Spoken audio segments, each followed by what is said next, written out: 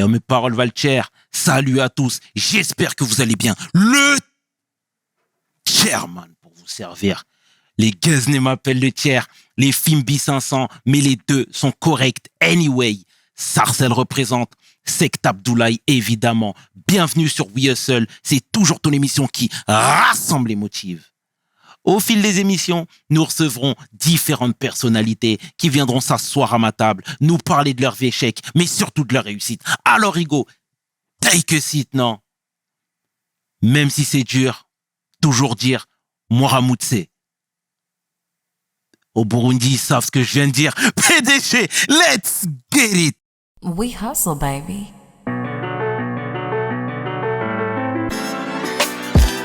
Le chairman. We hustle, baby. Le chairman. We hustle, baby. Le chairman. De retour sur We Hustle et aujourd'hui, je suis vraiment fier d'accueillir mon homeboy. Homme de cœur, philanthrope, mannequin, homme qui nous fait du bien. J'ai nommé Charles-Édouard. Salut les gars. Aïe, aïe, aïe. Comment vous allez? Comment tu vas, frangin? Ça va mon gars, on est là. Au top? On est là au top, toujours. La santé grâce à Dieu. Grâce à Dieu, frangin. Voilà. Ça me fait plaisir de te voir en tout cas. Merci à toi. Merci d'avoir accepté l'invitation. Et puis comme je te le disais tout à l'heure, on a besoin de ces parcours atypiques aussi. Ouais. On a besoin d'entendre les messages que tu véhicules à travers ta fonction.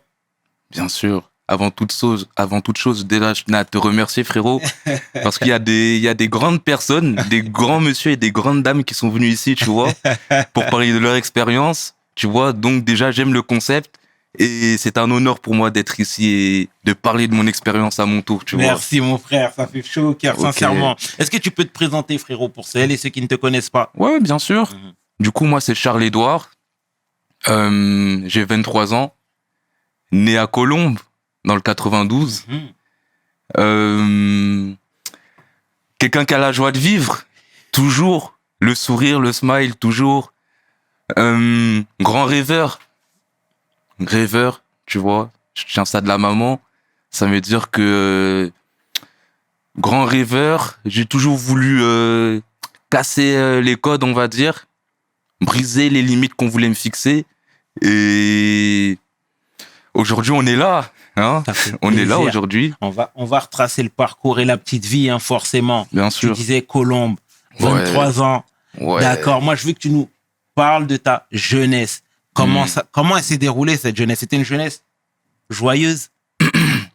Ma jeunesse, on va dire, elle était joyeuse avec des moments tristes, tu vois, par moment, par période, on va dire.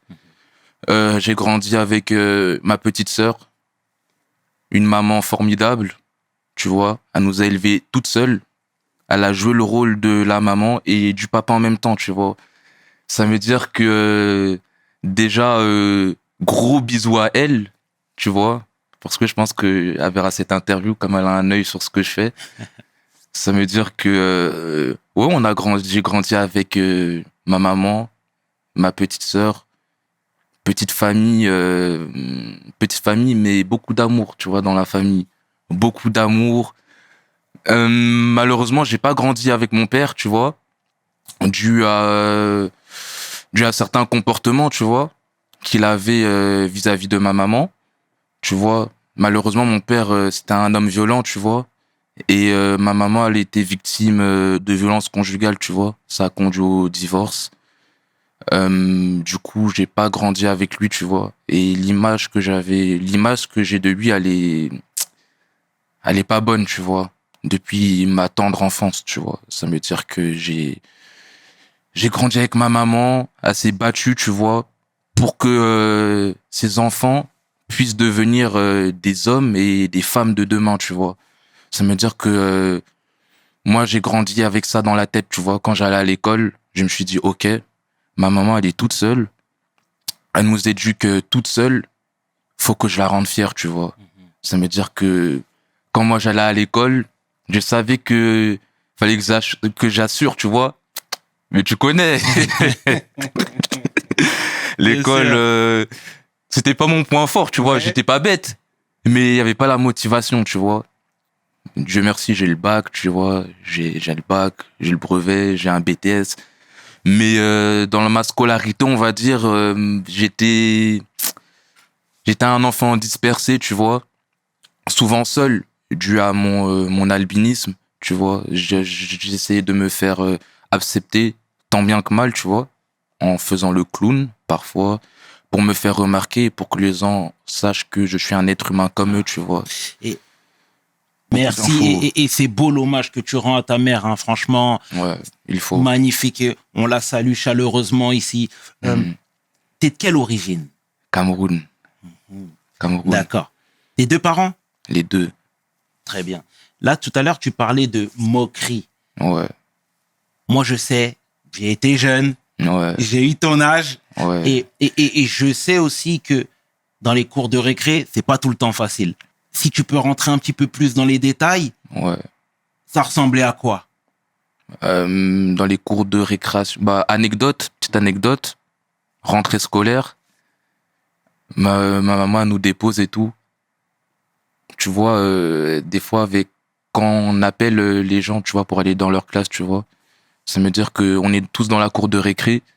Et là, il y a une personne, deux personnes qui viennent, elles se mettent autour de moi, tu vois. Elles commencent à me regarder. Il y avait toute une foule autour de moi, on me regardait comme si j'étais un singe, gros. Ça veut dire que on me regardait, on me posait des questions. Pourquoi toi t'es blanc, ta maman elle est noire, pourquoi tes yeux bougent de gauche à droite, plein de questions hyper gênantes, tu vois, hyper gênantes pour moi, tu vois, parce que c'est la manière dont c'est demandé, tu vois. Si tu viens et que tu me le demandes poliment, je vais te prendre sur le côté, mais je vais te l'expliquer. Mais là, j'avais l'impression qu'on cherchait à m'humilier, tu vois. Et quand il y a autant de monde, tu peux avoir la mentalité la plus solide, tu craques, tu vois. Ça veut dire que moi, il y avait ma petite sœur, elle vient, se met au milieu, en bonhomme, elle vient, elle dit laissez-le tranquille, nanani, nanana, tu vois. Il y a un écart conséquent entre ta sœur et toi? Non, une petite année. Une petite année, tu vois. On a quasiment tout fait ensemble, tu vois. Ça veut dire que, ouais, elle était là, elle me défendait et moi, ça m'a marqué, tu vois, ça m'a vraiment marqué. Et est-ce que ta sœur aussi est albinos? Non, Pas du tout? pas du tout. Ok. Elle est noire. Le papa aussi? Ouais. Je suis le seul dans ma famille, que ce soit mon cousin, truc, je suis le seul albinos, tu vois. Seul albinos. Tu sais, malheureusement, dans certaines ethnies où il y a aussi une méconnaissance, Ouais. on peut associer ça à de la malédiction. Exactement. N'ayons pas peur des mots. Ouais, bien sûr. T'as totalement raison. Il y a beaucoup de malentendus et de préjugés, tu Absolument. vois, par rapport à l'albinisme, tu vois. Carrément, il y a une anecdote comme quoi, si tu prends les cheveux d'un albinos, tu vois, ou tu sacrifies un albinos, ça peut amener richesse ou tout ce qui s'ensuit, tu vois. Ça veut dire que depuis ma tendre enfance, j'ai dû me préserver, tu vois, du regard des autres, parce que déjà les gens ils te font comprendre que t'es pas comme les autres. Et j'ai dû me préserver quand j'étais en Afrique. On va y revenir plus tard.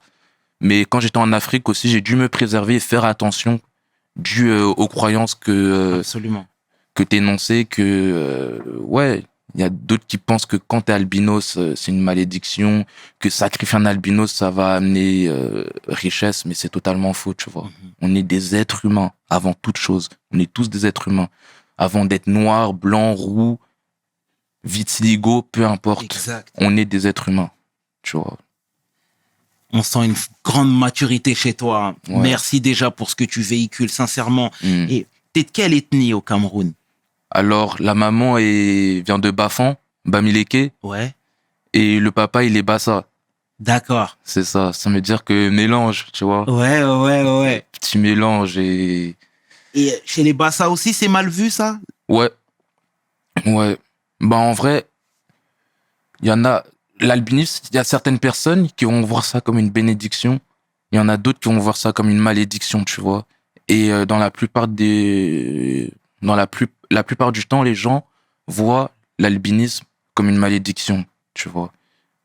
Au Cameroun ou Bien sûr. dans d'autres pays en Afrique, tu vois. Donc, c'est compliqué. Tu dois gérer énormément de choses. Tu dois gérer énormément de choses et prendre sur toi, tu vois, parce qu'il y a énormément de remarques qu'on a fait en mon égard et j'ai dû prendre sur moi, tu vois. La maîtrise de soi, c'est important. Même dans la vie de tous les jours, si tu vas avancer, tu dois savoir maîtriser tes émotions. Donc, C'est totalement vrai. Et tu sais, en y repensant, moi-même au lycée, dans mon école, il y avait une Ouais. personne qui était atteinte d'albinisme. ouais, Et j'ai une scène qui me revient également, c'est Ok. qu'on était rentré dans un bus et là, le bus s'est arrêté, tout le monde le regardait. ah ouais, ça c'est chaud. Tu vois, Mm. je te parle de ça, mais c'était il y a maintenant 15 ans peut-être. Ouais. Tu vois, et donc moi, c'était une scène qui m'avait interpellé. Pourquoi? Parce que aujourd'hui, ça s'est aussi popularisé. On y viendra tout à l'heure parce qu'il y a eu des campagnes, il y a eu plein de choses, il y a eu Ouais, des ouais. assos qui luttent aussi pour le droit des albinos. Exactement. Et ça, il faut le dire. Il faut le dire. Mais il y a 15 ans, ce n'était pas le cas. C'était pas le cas avant, tu vois. Là, on est dans une nouvelle ère. Exact. Les codes sont en train de changer, tu vois. Les portes commencent à s'ouvrir pour nous. Mais à l'époque où on était en 2014, 2013, en descendant, c'était un calvaire. C'était vraiment un calvaire, tu vois. Là, j'ai l'impression que être atypique, c'est limite à la mode. Mais avant, c'était pas à la mode. Avant, c'était pas du tout à la mode. Avant, quand moi, on me regardait, on me disait, mais ton enfant, il est handicapé. Pourquoi il est comme ça, nanani? Mais moi, ma maman, elle m'a toujours accepté tel que je suis, que ce soit ma maman ou ma petite sœur, tu vois. Et certains proches, tu vois, ils m'ont accepté et c'est important pour un albinos d'avoir cet amour, tu vois, de savoir qu'il a des personnes qui l'aiment, tu vois, avant tout, pas pour ce qu'il a ou ce qu'il pourrait être, mais pour ce qu'il est. Et pour moi, il y a rien de plus beau. Il y a rien de plus beau. J'ai eu de la chance, mais il y en a d'autres qui n'ont pas eu cette chance, tu vois. Et moi, j'aimerais plus tard, tu vois, si je deviens quelqu'un d'influent et d'important dans cette vie, j'aimerais pouvoir sensibiliser le plus de personnes possible, comme je le fais là maintenant, tu vois, sur l'albinisme, et leur dire qu'on est des êtres humains, tu vois. On doit plus, ce que j'ai vécu, ou ce que d'autres ont vécu par le passé, ça doit plus se répéter, tu vois. Donc, Et c'est avec ça. la jante féminine. Compliqué. J'ai eu très peu de relations, tu vois. Parce que déjà, j'avais pas confiance en moi. J'ai eu confiance en moi récemment. Ça fait 3 ans, tu vois, que j'ai eu confiance en moi réellement. Il y a 20 ans, je me teintais les cheveux en noir et tout, Ah ouais. sourcils en noir, parce que j'avais trop honte d'être albinos à cause du regard des autres et des remarques, tu vois. Donc, quand déjà t'es dans cette optique-là, comment tu peux plaire à une demoiselle, tu vois, c'est pas possible, tu vois, c'est pas possible. Et là, on est dans une ère où si t'as pas confiance en toi, c'est chaud, tu vois, c'est chaud. Même si t'as pas confiance en toi, il faut pas le dire, tu vois, parce que les gens sont trop méchants de nos jours. Ça va trop vite. Ça veut dire que moi, avec les filles, déjà, je suis un garçon timide. Ça veut dire, moi, j'allais pas trop vers les filles parce que déjà, je me trouvais pas beau et à me porter pas, enfin, j'attirais pas l'attention, tu vois, envers la gente féminine. À part, quand elle me posait des questions que, ouais, l'albinisme, nanani, nanana. Mais en soi, non, très peu de relations et en soi, c'est bien, tu vois, en soi, c'est bien, au moins, je me préserve. Donc, Respect à toi, en tout cas, franchement, sincèrement. Et tu sais, on a entendu aussi beaucoup d'histoires sur les albinos. Parfois, même, c'était infondé. Toi, quelles sont les problématiques liées à ta condition? il y en a beaucoup. Lesquelles? Il y en a beaucoup. Déjà, les albinos, on ne peut pas être exposé au soleil. En plus d'être différent déjà, on peut pas être exposé au soleil, sinon on brûle, tu vois, cancer. On voit pas de loin. Ça veut dire que moi, par exemple, quand j'allais à l'école, j'étais obligé de me lever pour écrire au tableau, tu vois, parce que je vois pas, tu vois. Ça veut dire que il y a énormément de conditions, pour que ce soit pour moi ou pour d'autres albinos, qui font que directement on est jugé, directement on est mis dans une case.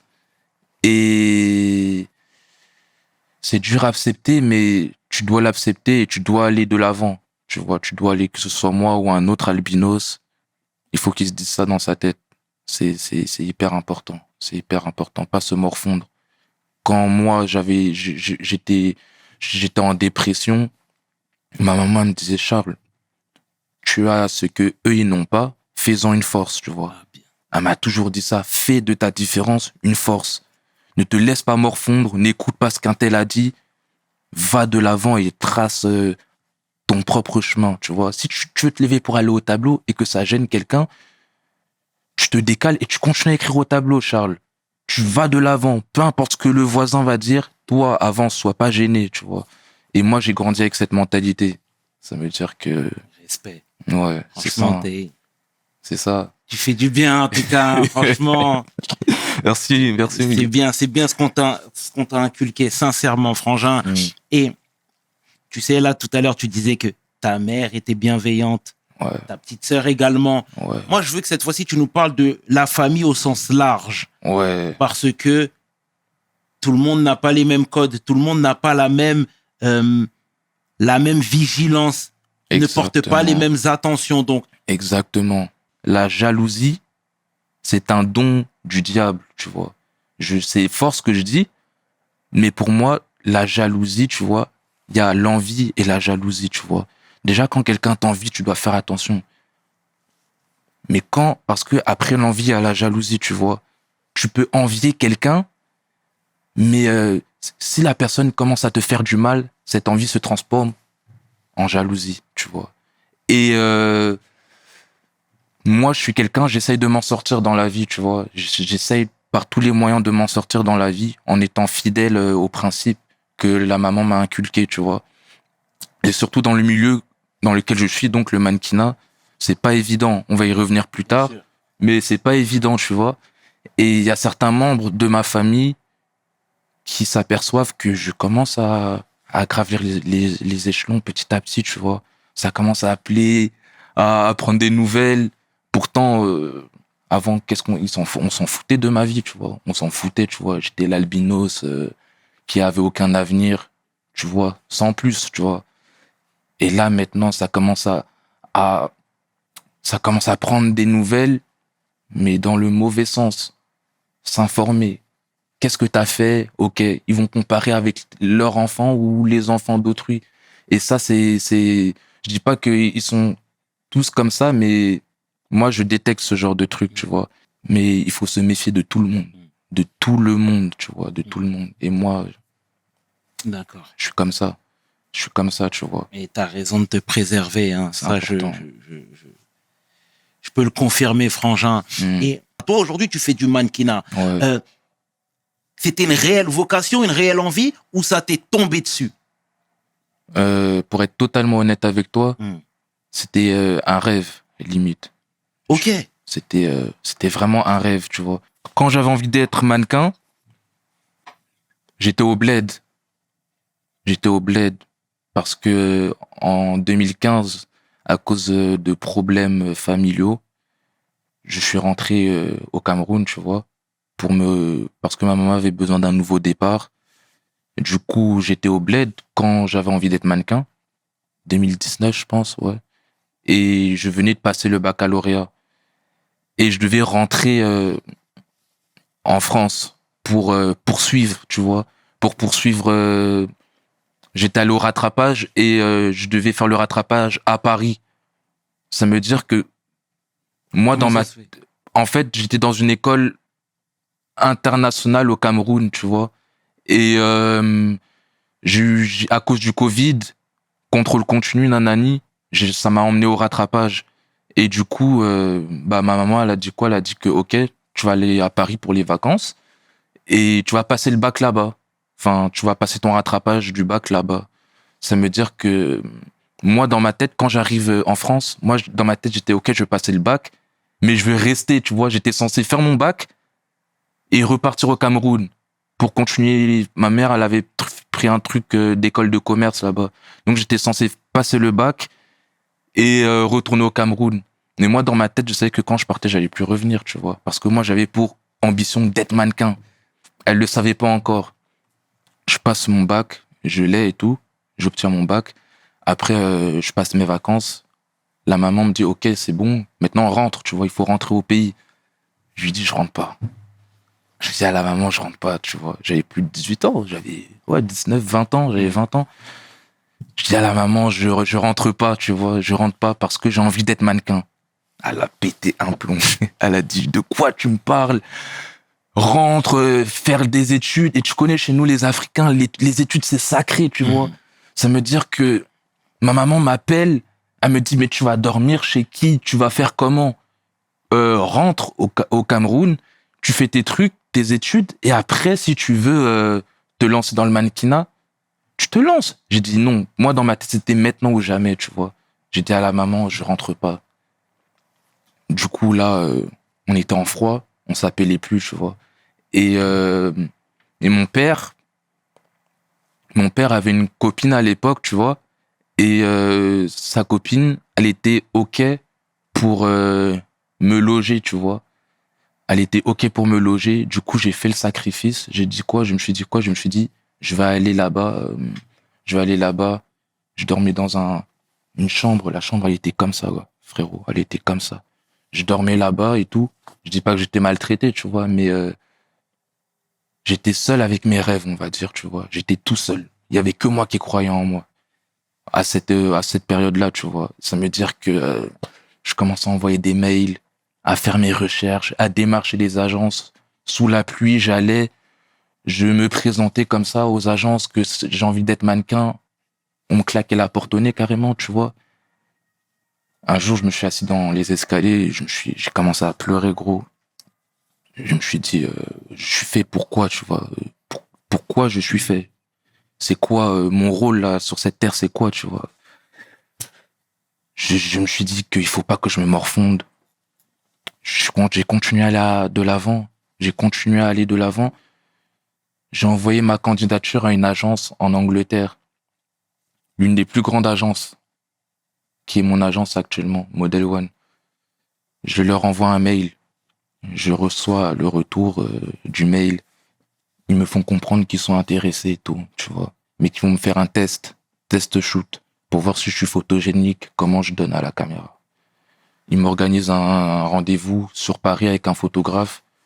Une semaine après, gros, je reçois le contrat. Ils me disent que c'est bon, on veut te signer. Et c'est de là que les choses sérieuses commencent, tu vois. C'est de là que les choses sérieuses commencent. Magnifique. J'ai signé 2 mois après, je fais ma première campagne pour la marque de cosmétiques Make Up Forever.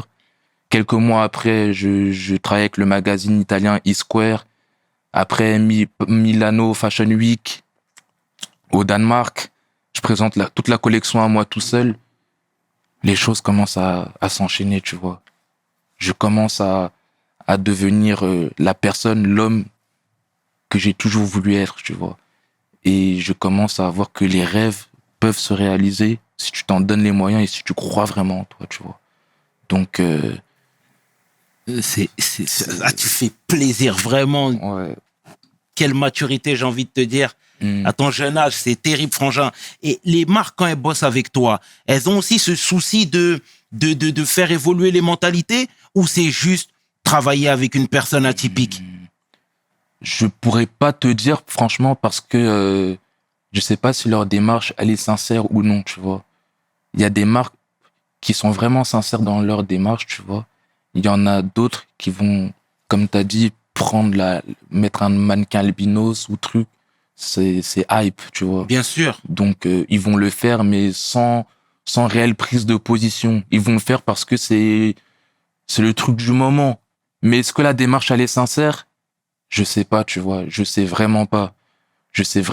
Après, les deux profitent dans tous les cas. Mais quand les choses sont faites avec sincérité, il y a rien de mieux, tu vois. Quand tu bosses avec quelqu'un et que la personne est sincère, vous êtes sincères l'un l'autre, il y a rien de mieux. Mais quand tu bosses avec une marque ou quelqu'un et qu'il y a du vice derrière, ça amène jamais, c'est pas bon. C'est pas bon. Et il y a toujours le retour de flamme qui suit, tu vois. Exactement. Ouais. Toi, aujourd'hui, comment t'es vu dans le milieu par tes comparses? Je suis le seul albinos, déjà, dans cette industrie. À chaque fois que quand je dis dans cette industrie, je connais aucun albinos qui est dans une grosse agence, tu vois, de mannequins, tu vois. Je suis le seul. Ça veut dire que, déjà, à partir de là, il y a un problème. Quand je vais à un casting et que je vois d'autres mannequins, tu vois, je suis toujours le seul albinos.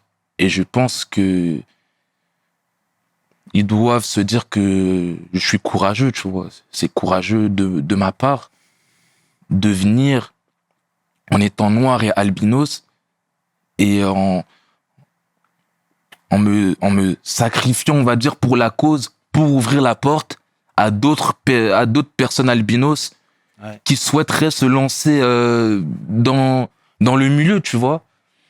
Winnie, tu me parlais de Winnie Harlow, elle a ouvert la porte pour d'autres mannequins qui ont le vitiligo. J'aimerais aussi être cette personne qui ouvre la voie pour les albinos qui souhaitent devenir mannequins. Et pas que, tu vois, et pas que pour les personnes atypiques ou qui n'ont pas confiance en eux en général, tu vois. Respect, franchement. Donc, j'ai vraiment envie de casser les codes. Casser les codes en étant fidèle à moi-même, tu vois. J'ai envie de montrer qu'on peut réussir en étant soi-même, tu vois. Beaucoup de personnes vont se donner des rôles, etc. J'ai envie de réussir en étant qui je suis, tu vois. C'est tout. C'est bien. Et en te disant ça, on voit même Kalash Criminel qui aussi brise les barrières. Exactement. En parlant de manière totalement décomplexée, délibérée de l'albinisme hein, et des problématiques liées à ça. C'est ça. Il est dans un domaine différent, mais pour nous les albinos, c'est un exemple de réussite, tu vois. C'est un exemple de réussite. J'ai déjà rencontré plusieurs fois. J'ai déjà clippé avec lui, notamment le clip avec Damso et Kalash Criminel. Tu vois, je suis dans le clip. C'est quelqu'un d'extrêmement bienveillant envers les autres, mais surtout envers les albinos. Dès qu'il y a un truc qu'il partage, tu vois, il est là, il donne la force de fou. Et ouais, c'est un exemple, tu vois, c'est le frérot. De toute façon, même lui, il sait. Magnifique. Sur Insta, on parle et tout. Il me dit bien vu pour ce que t'es en train de faire et tout. Et je lui dis merci. Je prends exemple, tu vois. C'est beau. Je prends exemple. Il y a un passage où il dit je suis albinos parce que je suis né pour briller. Le son avec Caris, tu vois, arrêt du cœur. Moi, à cause de ça, là, ce qu'il a dit là, moi, j'ai grandi avec ça dans la tête. J'ai grandi avec ça dans la tête, que moi, je me suis dit, je suis albinos, je suis né pour briller. Tu vois, moi, j'ai grandi avec ça. Je lui ai dit, en plus, même lui, il le sait. Je lui ai dit, moi, frérot, t'es un exemple. Ce que t'as dit, c'est resté dans ma tête. Et c'est là, même pour beaucoup d'albinos, tu vois. Eh ben, on salue le frangin, c'est très bien. Fort. Et merci, en tout cas, encore une fois, pour ce que tu nous donnes, sincèrement. Aujourd'hui, t'es basé à Londres. Ouais. Pourquoi ce choix? Tout simplement parce que j'ai l'impression que là-bas, les gens sont plus ouverts à la diversité, tu vois. Ici, en France, c'est énormément compliqué. C'est compliqué quand t'as pas de nom, tu vois. Quand t'as pas de nom, on va te prendre pour la hype, comme t'as dit. Après, on va te mettre sur le côté. C'est une industrie extrêmement dure psychologiquement, déjà. Tu vois. C'est très, très dur. Et moi, j'ai senti que en restant ici, j'allais faire du sur place parce que j'ai vu qu'il y a certaines personnes qui n'étaient pas prêtes à me donner ma chance, tu vois. Donc, je suis allé à Londres. Mon agence principale, la première agence avec laquelle j'ai signé, c'est une agence anglaise, pour te dire. Pourtant, je suis français, tu vois. Mais les premières personnes dans cette industrie à avoir cru en moi, ce sont des étrangers, tu vois. Quand moi, je vais en casting, je fais des castings ici, dans ma tête, je me dis, c'est mort, je sais que j'aurai pas. Parce que la concurrence est tellement rude. Chez les hommes, chez les femmes, c'est hardcore, je t'en parle pas, mais chez les hommes aussi, c'est très compliqué. Et j'ai senti qu'il fallait que je bouge, tu vois. Si on t'accepte pas quelque part, et que t'as déjà essayé plusieurs fois, va à l'étranger, tu vois. On va t'accepter. Et quand tu seras un peu plus en place, ils vont revenir, tu vois. Ils vont revenir. C'est toujours comme ça que ça fonctionne, j'ai l'impression, ici. Bien, frangin. Ouais. Et tu le vois au niveau des mentalités que là-bas, ça n'a strictement rien à voir. Ouais, quand même. Mhm. Quand même. Chez les anglophones, j'ai l'impression que quand t'es bon dans un domaine, ils vont te laisser ta chance, tu vois. Ils vont te pousser. Ils vont te pousser. Ici aussi, mais c'est différent. C'est différent, tu vois. Moi, c'est mon point de vue. C'est comme ça que moi, je vois la chose. J'avais besoin de partir pour m'émanciper, tu vois. Ma maman, elle a fait la même quand elle est partie de Paris, de la France, pour retourner au Cameroun. Tu vois, elle voulait s'émanciper du métro, dodo, etc. À l'heure d'aujourd'hui, elle a son propre restaurant, tu vois. Ça veut dire que, comme je te dis, c'est l'exemple. Et je suis cet exemple dans ma vie, dans ma propre vie. C'est terrible, frangin. Et aujourd'hui, tu vis de ta passion? Quasiment. Franchement, quasiment. Je travaille pas tous les jours parce que, comme j'ai dit, c'est un milieu extrêmement compétitif. J'ai pas, on me connaît pas, on voit que je suis dans l'industrie, mais pas réellement. Tu vois, je suis pas un top modèle. Et pour chaque mannequin, l'objectif, c'est d'être top, de faire le plus de campagnes possible, de gagner en notoriété, et de travailler, enfin, tout simplement, tu vois. Et dans ce milieu, c'est trop dur. C'est trop dur, tu vois. C'est trop dur. Il faut vraiment avoir ce truc qui fait que tu vas te démarquer de la masse, tu vois. Tu peux même travailler beaucoup, mais t'es un no-name. Personne te connaît. Ok. Personne va savoir qui tu es. Et du jour au lendemain, ton agence te fait plus travailler. T'es dans la merde. Tu vois, t'es dans la merde. Enfin, c'est pour ça, d'où l'importance de coffrer, de savoir gérer l'argent, savoir coffrer, mettre de côté. Parce qu'à tout moment, tout peut s'arrêter. Et quand tu disais que, enfin, tu viens de me dire que tu es plus ou moins professionnel et que tu t'en sortais tant bien que mal, mais tu travailles à côté? Non, depuis j'ai tout laissé pour poursuivre ce rêve. Ça veut dire que après le bac, tu vois, j'ai fait un BTS parce que la maman voulait que je fasse un BTS au moins. Mais j'ai eu mon BTS il y a 2 ans, en 2022, et depuis lors, je donne tout pour mon rêve, c'est-à-dire le mannequinat, tu vois. Je donne vraiment tout pour y arriver. Est-ce que c'est pas risqué aussi de mettre tous ses œufs dans le même sac? C'est risqué, tu vois. C'est risqué, mais si je le fais pas, je sais que plus tard j'aurai des regrets, tu vois. J'aurais pu choisir la facilité, trouver un CDI, petit appartement, avoir une vie tranquille, tu vois. Mais moi, dans ma tête, je suis en mission, tu vois. Comme je te l'ai dit, je suis là pour vraiment casser les codes. Et je sais qu'avec de la détermination, tout est possible. Tant que tu t'en donnes les moyens, je sais, tant que tu te donnes les moyens, tout est possible, tu vois. C'est risqué, mais sans risque, la vie n'a pas de sens, tu vois. Donc, moi, c'est comme ça que je réfléchis. Si je réussis pas, je vais pas finir à la rue, il y a ma maman, j'ai ma famille derrière. Je sais que je sais sur qui je peux compter. Je sais déjà sur qui je peux pas compter. Ma maman, elle donne tout pour que j'atteigne mes rêves, tu vois. Et quand t'as le support qui va derrière, tu peux caler de l'avant. En tout cas, moi, pour ma part, je sais que je vais jamais abandonner, tu vois.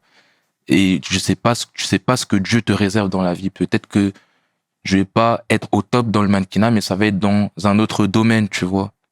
Peut-être si on te ferme la porte quelque part, il y en a une autre qui va se réouvrir. Je peux pas anticiper ma vie sur des années. Je partage totalement ton point de vue. C'est ça. Ça veut dire que moi, je réfléchis comme ça. Je peux anticiper ma vie sur une semaine, sur le mois, mais pas sur des années. Je vais là où Dieu me guide, tu vois. Donc, c'est comme ça que moi, je réfléchis. Je t'encourage à poursuivre tes rêves, hein, sincèrement. C'est ça, gros rêveur. Est-ce que socialement, il y a des choses que tu souhaiterais mettre en place? Tu sais, nous, il y a quelque temps, on a reçu Adama Keita qui a créé une fondation qui se nomme Indeme, où il vient en aide aux personnes justement atteintes d'albinisme. Ouais. Exact. Et donc, lui, justement, ça lui tenait à cœur de faire le bien et à travers cet assaut. Ouais. Donc, est-ce que toi, il y a des choses que tu aimerais mettre en place? Bien sûr. Là, actuellement, je peux pas, mais je peux participer, c'est-à-dire aux associations, tu vois. Je peux donner de ma contribution et donner de mon image, tu vois, pour faire rayonner certaines associations, tu vois, qui ont la même vision que moi, tu vois. Ça veut dire que il y a deux causes qui me tiennent vraiment à cœur.